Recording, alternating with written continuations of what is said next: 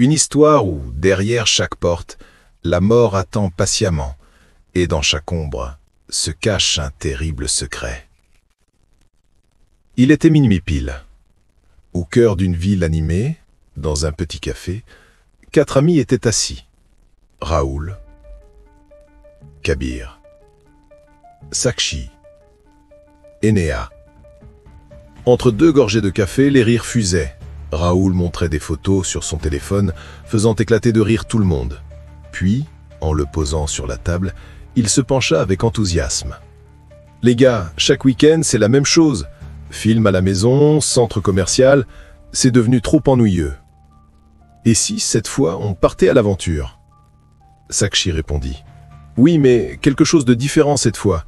La dernière fois, la randonnée nous a laissé tremper comme des rats sous la pluie, tu te souviens ?»« Ce n'était pas ma faute, » protesta Raoul. « C'est le service météo qui s'est planté. »« Et ton appli météo aussi ?» ajouta Néha en riant.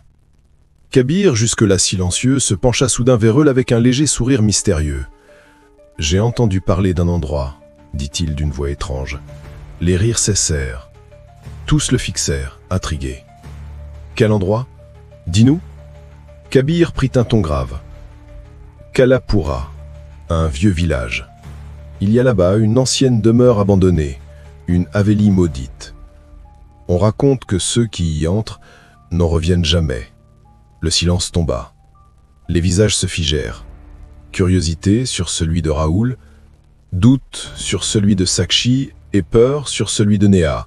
« Oh non, encore tes histoires de fantômes !» soupira Néha. « Tu veux juste nous faire peur ?»« Pas cette fois » répondit Kabir. « C'est vrai, il y a quelques années, une famille s'y est installée. Une nuit, ils ont tous disparu. Seule leur voiture a été retrouvée. Vide. »« Et comment tu sais ça ?» demanda Raoul. « Tu n'as jamais mis les pieds là-bas ? Mon oncle a un commerce près du village. Les habitants refusent même d'approcher la maison. Certains disent qu'on entend des cris au milieu de la nuit. » Raoul rit. « Alors quoi, on va chasser les fantômes maintenant ? Si on est ensemble, il n'y a rien à craindre. Ce n'est qu'une histoire après tout. » Tout le monde éclata de rire, sauf Néha, toujours nerveuse. « Si rien ne se passe, ce sera un week-end raté. Mais si quelque chose arrive, on deviendra célèbre. » Très drôle, mais si je sens que quelque chose ne va pas, je fais demi-tour. Tous acquiescèrent. Le plan fut fixé.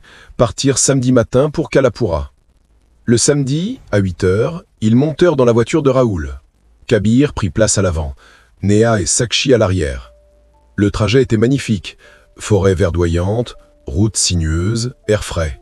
« Regarde ça !» dit Raoul. « C'est splendide. Je vous l'avais dit, ce week-end sera parfait. »« Attends, je veux prendre une photo. Regarde ces nuages au-dessus des collines. »« On fait un jeu, » proposa Néha. « Le premier qui voit la maison gagne, et les autres lui doivent une glace. »« Une glace ? Avec ce froid ? Plutôt un chocolat chaud, » lança Kabir. Peu à peu, l'ambiance changea. La musique se fit plus lente. Les arbres verdoyants laissèrent place à des troncs secs et tordus.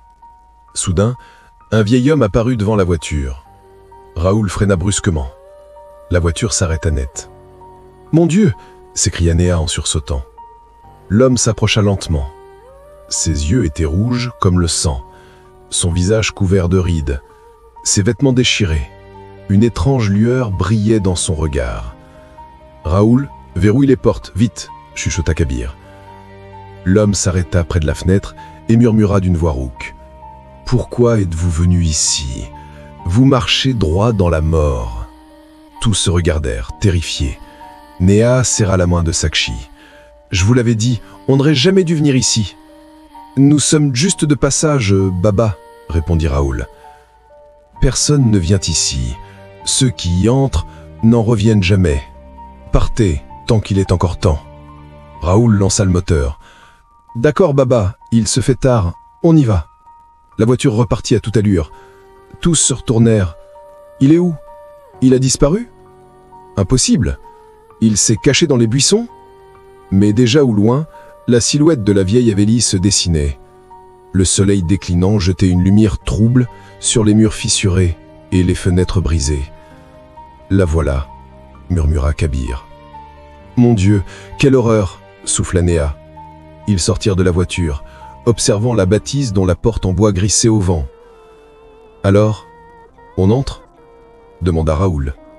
Kabir, excité mais nerveux, hocha la tête. Néa et Sakshi échangèrent un regard inquiet. La voiture s'immobilisa devant la maison maudite de Kalapura.